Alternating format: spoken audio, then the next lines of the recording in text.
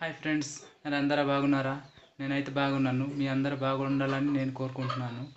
మా వీడియో నచ్చినట్టయితే ఒక లైక్, సబ్స్క్రైబ్ చేసి మాకు మీలాంటి పెద్ద మనసుతో మా లాంటి చిన్న ఛానల్ని సపోర్ట్ చేసి ఆదరిస్తారని మేమైతే కోరుతున్నాం ఫ్రెండ్స్.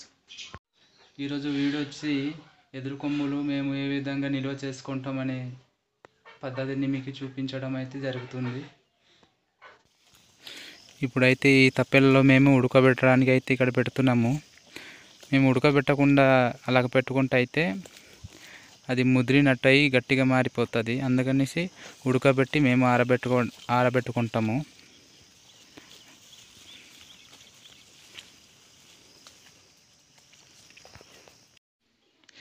ఈ కొమ్ములు ఉడకడానికి అయితే మినిమం 1 గంట సేపు అయితే పట్టి ఉంటుంది. మొత్తానికైతే ఉడికిపోయింది. ఇదిగో ఎర్రగా మారిపోయింది అంటే ఉడికినట్టని. ఉడకబెట్టిన తర్వాత అయితే ఈ విధంగా ఎర్రగా మారుతుంది. దీన్ని మేము కట్ చేసి అయితే ఆరబెట్టుకుంటాము.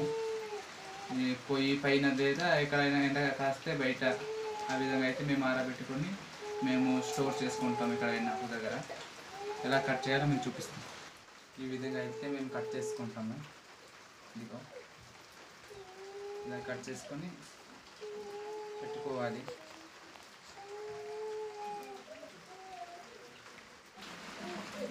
ఇది చిన్న సైజు నుంచి అయితే పెద్ద సైజు పక్కన కట్ చేయాలి. లేకపోతే మేము ఇది వర్షాకాలం కావున బయట ఆరబెట్టడం అవ్వదు. ఇంటి లోపల ఆరబెట్టాలి కావున తాడులోనే ఎక్కడైనా ఆరబెడితే లేత ఎక్కువ ఉన్న సైడ్ అయితే పడిపోతుంటుంది. అందుకనేసి ఈ రివర్స్ ఇలా కట్ చేసి మేము పెట్టుకుంటాం. ఇలా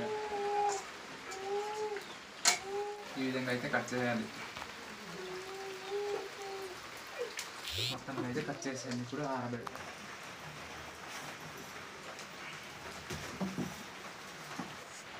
మొత్తానికి అయితే తాడు కట్టేసాను. ఇప్పుడు ఎదురు కొమ్ములు అయితే ఉడకబెట్టేసాము. ఇది తాడు మీద అయితే ఎలాడదీయాలి. చేసి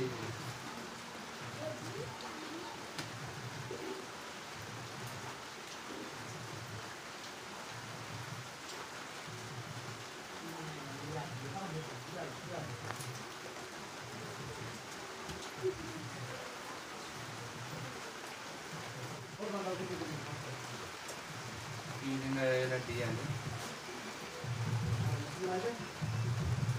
ఈ విధంగా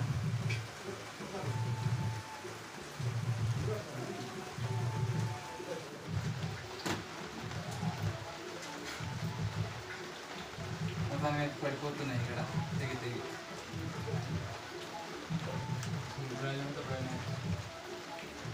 అయితే మేము తెచ్చిన ఎదురు కొమ్ములు అయితే ఈ విధంగా మేము ఆరబెట్టుకున్నాము. ఇదిగో వర్షం పడుతుంది కదా, అందుకనేసి తాడులోనే ఎలాడదీసాము.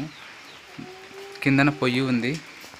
ఈ పొయ్యి నుంచి వచ్చిన వేడి వలన ఇవి అయితే ఆరుతుంది అనేసి మేమైతే ఈ విధంగా చేసుకున్నాం.